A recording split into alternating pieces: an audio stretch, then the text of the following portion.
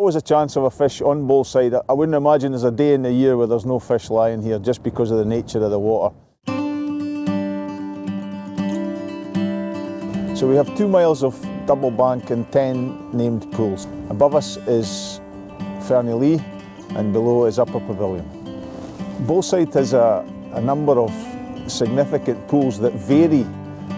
So you've got fast glides, you've got slower, deeper water, so it fishes well in high and low water. And the reason the beat's so successful is because of its ability to adapt to height of water. So we have excellent spring fishing. A lot of the spring fish come up towards the Ettrick and they run the Ettrick, so that the fish come up the Tweed and sit here waiting for higher water. Summer fishing's been good in the last few years. We've had a real significant run of sea trout. And then historically, Boleside has been a very famous back-end river. Things you need to bring, you'd always have a decent double-handed salmon rod, variation of sink tips, and during the season you can spend here as well depending on water height.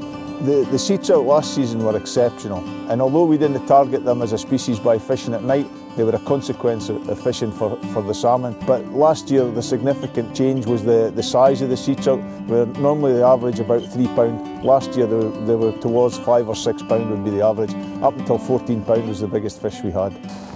Get a lot of sea trout in this tail end where this plate is, just where this duck's swimming.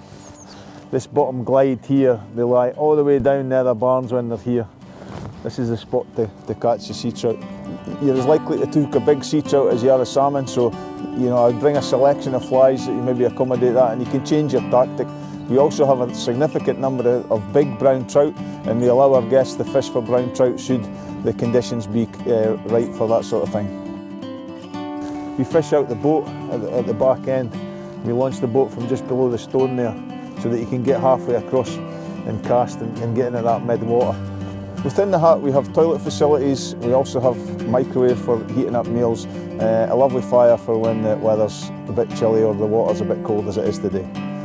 As you can see behind this we have Glen Main, which is a lovely long stretch of water. Fishes lie all the way down and then it flows into the Heart Pool and into Nether Barns. That predominantly fishes off the other side where Sir Walter Scott's house is. There's less pressure on those stretches of water because you have to drive round to fish them and off the other bank.